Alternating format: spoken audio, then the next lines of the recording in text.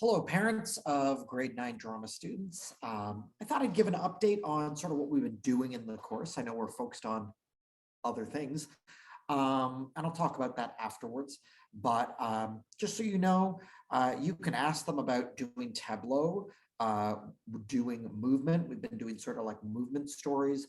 We're moving into minimalist dialogue, which is doing a whole scene, planning it, the staging of it, and everything. And we're looking at the general components of storytelling, so that you're not just resorting to like the punchline character dies. Everyone just thinks every scene ends with death, and it's kind of like no, real life. There's so much more in the spectrum. So we're having fun. Today we're going to do a robot battle game. You can ask them about the game Samurai. You can ask them about all sorts of games that we've done.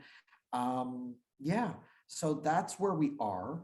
And then we're still in the auditorium. We're going to move into more working from dialogue scenes, and then how you sculpt it, how you script it. We look at talking points of the difference between artistic creation versus scientific, which is like do first and then analyze. We look at the idea of working on your feet and then editing it. And we look at what are those key creative ideas that take your product, your performance, your project from an 80% to a 95%, because I know that's the range that most LP students want to be in. The other thing I will quickly say, masking, I do have students who are not masking.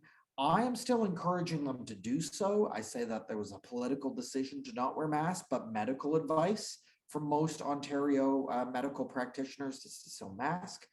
I do tell my students that when you're working with other people in an activity where you're speaking with each other, you should see their consent to unmask. Personal choice is one thing, but if you're working with someone else, you should be comfortably asking their permission. So I ask students do that. And I will say numbers are going up in the school. My advice, based on what I see in the classroom, is that every student should be wearing a mask. My advice is to wear an N95 mask, which is the straight up one that house contractors, renovators will be using. It actually has more space in the front, so it's easier for rejection. It's actually more comfortable than the medical mask pressed up into the nose.